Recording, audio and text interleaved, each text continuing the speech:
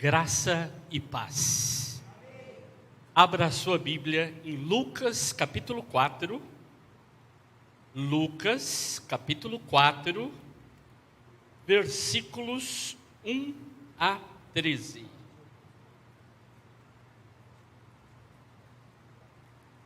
Lucas 4, 1 a 13.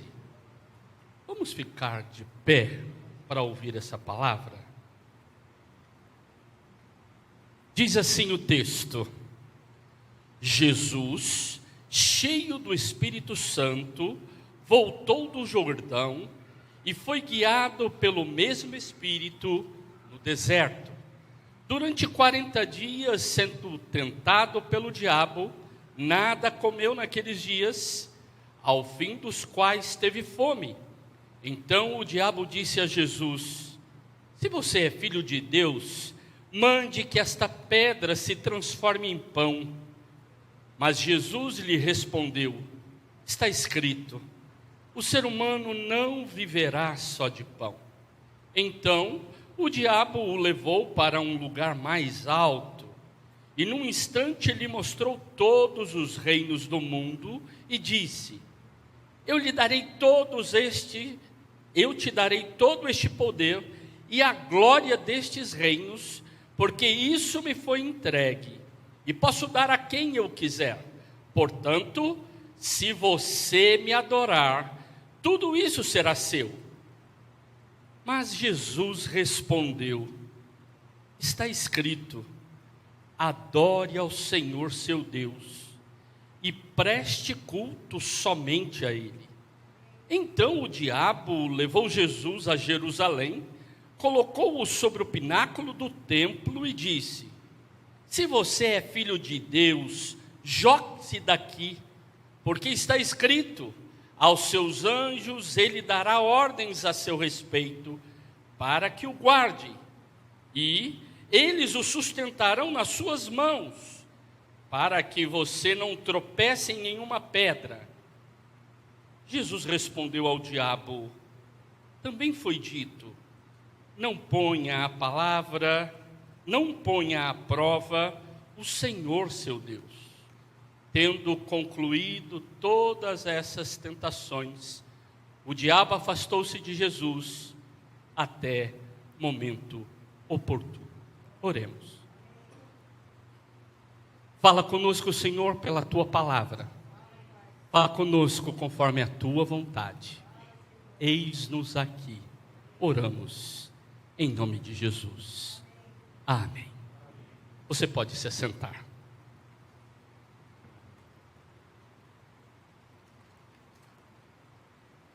Ética, o que é isso?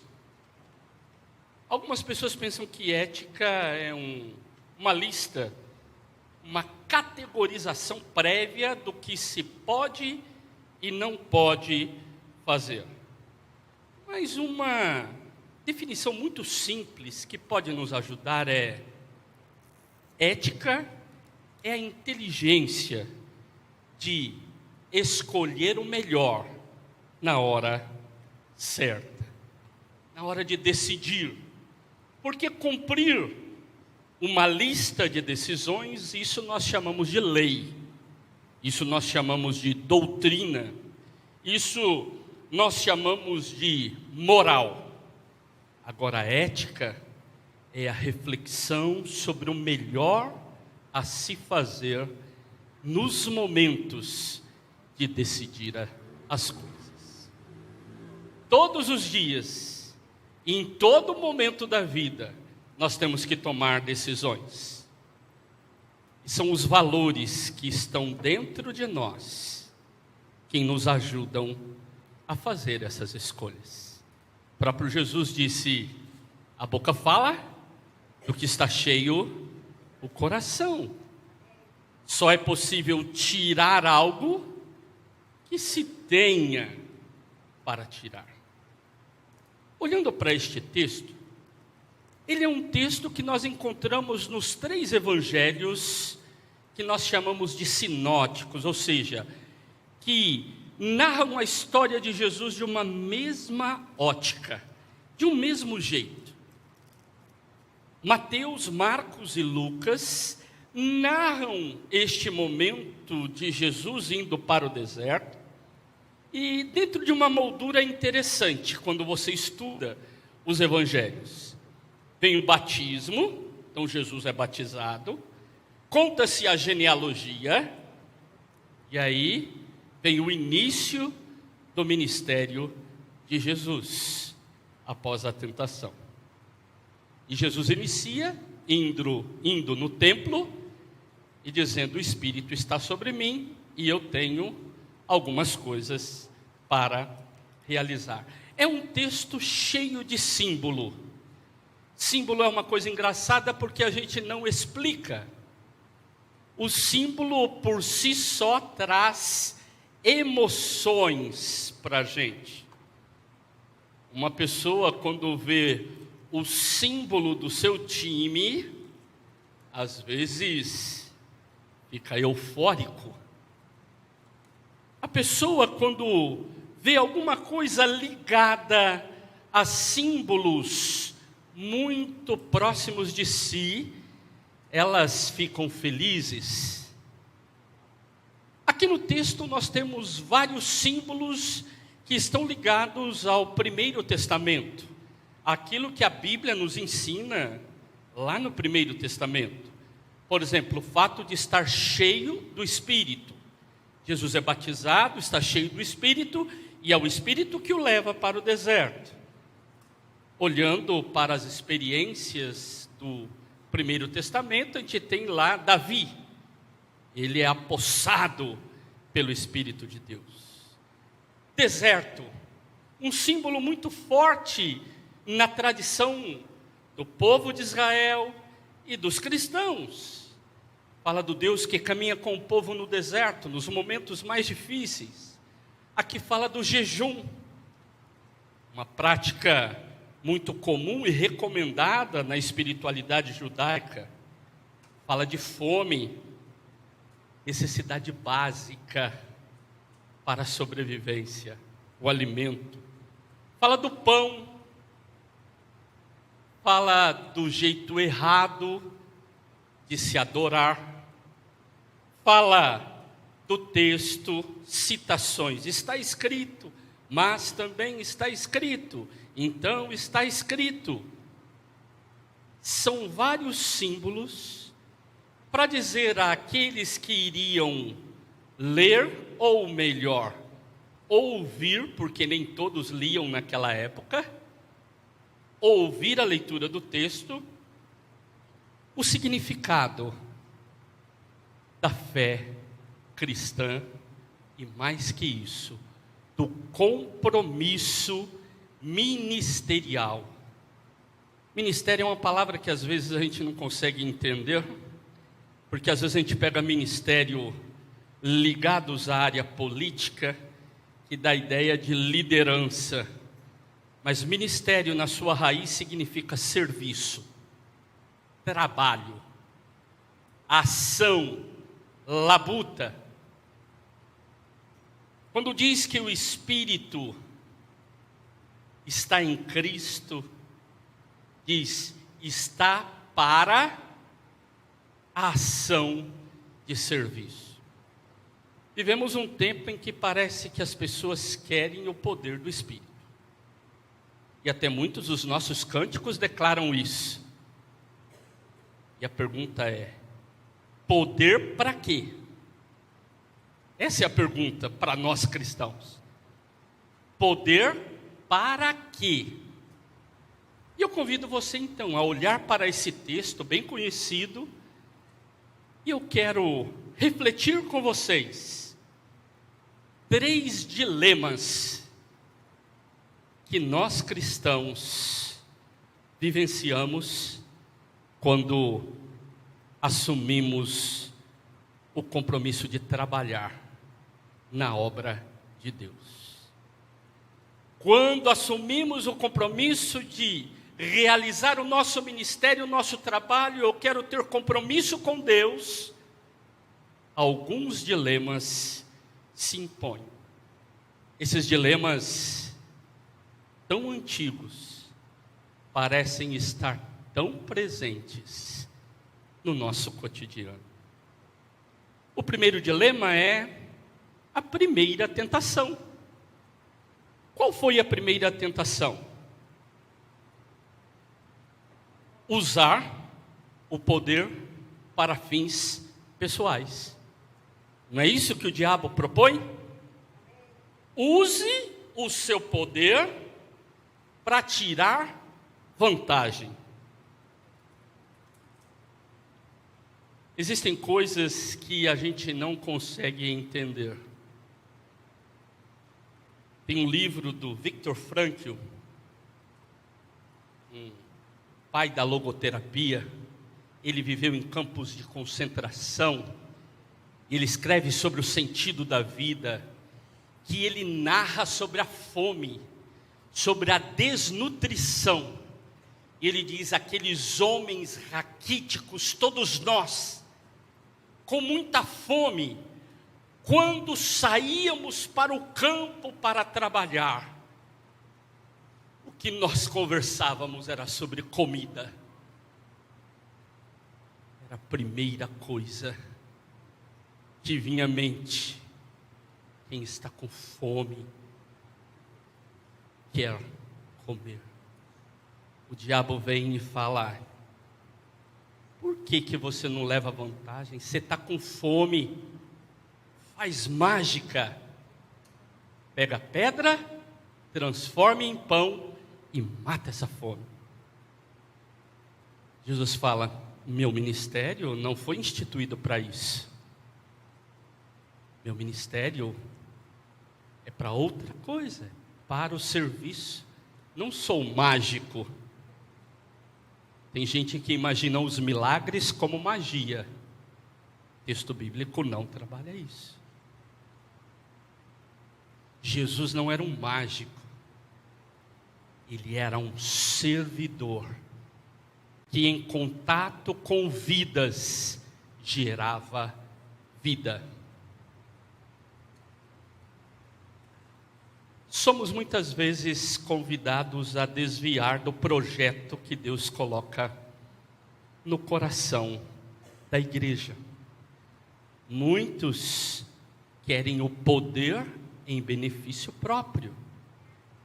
A história está aí para nos ensinar. Quantas figuras de autoridade e poder, ao invés de exercer seus espaços como serviço e cuidado, assumem para se enriquecer, para dominar. Inclusive temos uma chamada teologia do domínio, que é muito forte hoje, que é alguém que se sobrepõe para dominar o outro. O texto aqui está dizendo: não é desse poder que Deus nos chamou da magia para benefício próprio. Deus nos chamou para fazer o bem em todos os lugares. Por isso Jesus responde dizendo: nem só de pão viverá o homem. Quantas vezes as pessoas, elas dizem assim: mas você fala de Deus, fala disso, mas sua vida não vai para frente. E aí tentam dizer que a prosperidade da graça de Deus se evidencia somente através de bens materiais. Isso não é verdade. A graça de Deus é maior que as minhas necessidades pessoais e os meus desejos pessoais. Um segundo dilema que a gente vive está lá na segunda tentação. Devo eu estabelecer uma relação de poder, de domínio sobre os outros? Em algumas comunidades, o pastor é dono e ele manda. Ele decide E ele é um grande empresário. E isso pode acontecer também dentro dos micro-organismos de uma comunidade de fé. Quando o líder de um ministério acha que é dono daquele ministério. Quando alguém que foi chamado para servir liderando, quer se apoderar e dizer: eu quem defino o que acontece neste lugar. Você já ouviu em ambientes de autoritarismo, dentro e fora da igreja às vezes. Você sabe com quem você está falando? Você está debaixo da minha autoridade, ou você não está debaixo da minha autoridade. Ou às vezes, palavras dizendo: tal pessoa não tem um coração ensinável. Como se eu, quem moldo e domino o outro para fazer aquilo que eu acredito ser o jeito melhor de fazer. E não o evangelho, e não a comunidade, e não os espaços de diálogo. Gostei da palavra democracia. Creio na democracia. Espaços de diálogo e decisão. Mas a segunda tentação foi essa: me adora que eu te dou tudo isso. Jesus fala: nananina, não. Não é para isso que eu fui enviado aqui. Não fui enviado para mandar na vida de ninguém. Eu vim aqui para servir. Não foi isso que ele disse? O servo não veio para ser servido, ele veio para servir. Por que quem representa o servo quer ser o que manda? Uma contradição, um dilema na fé cristã. Terceiro dilema, a terceira tentação, a de fugir do ministério da cruz de uma forma espetacular. Fala: rapaz, aproveita, curte aí, você não é poderoso, pula aqui, os anjos vão, ó. Quantas pessoas brincam com o poder e os milagres e a graça de Deus? Brinca-se com coisa séria. Jesus diz: não é isso. Não faça isso. Jesus diz assim: olha, não tente o Senhor, seu Deus, em benefício próprio. Às vezes as pessoas distorcem a mensagem do Evangelho. Prestem atenção que o diabo faz, segundo o texto, é citar e distorcer o texto bíblico.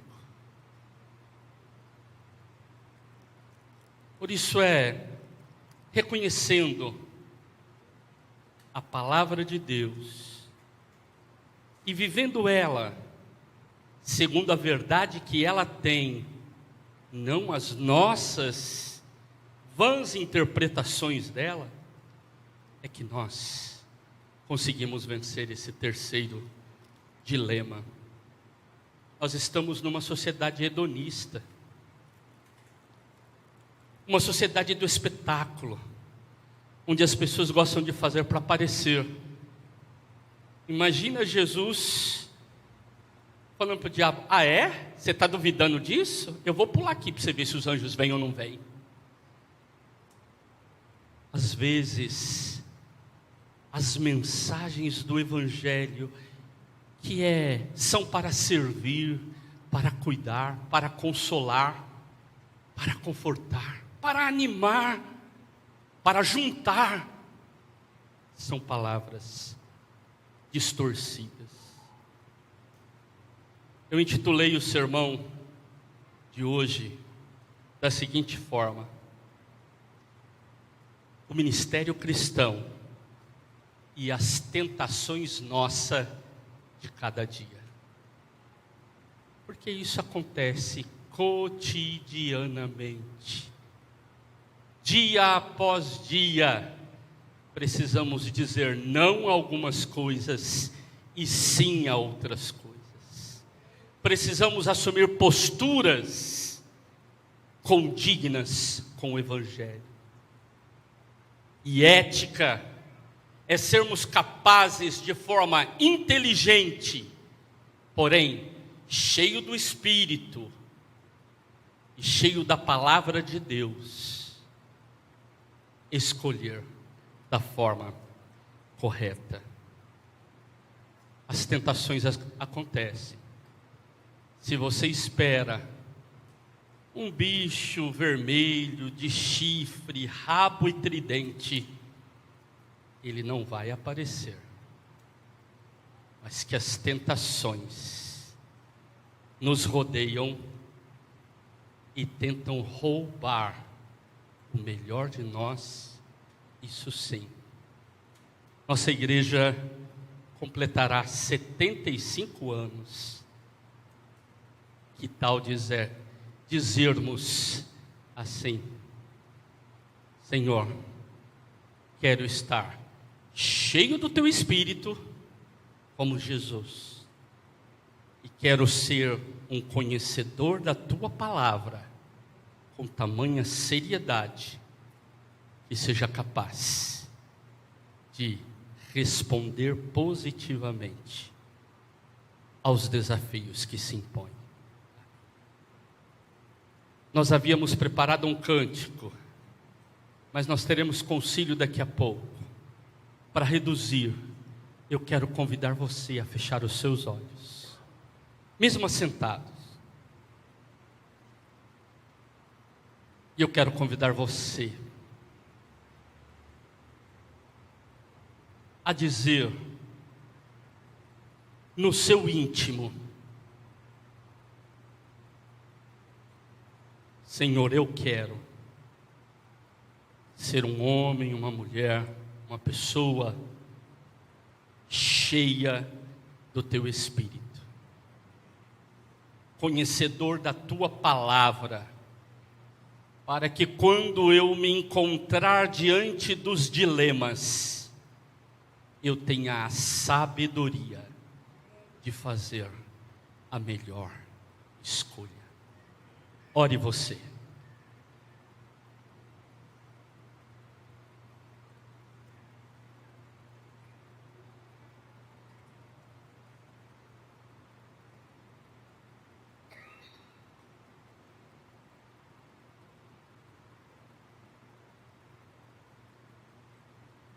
Somos uma comunidade, Senhor.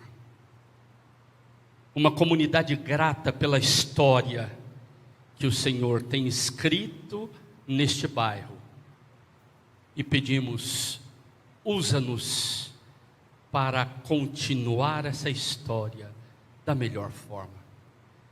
Por isso, capacita-nos. Enche-nos do Teu Espírito e ajuda-nos a conhecer de forma profunda a Tua Palavra.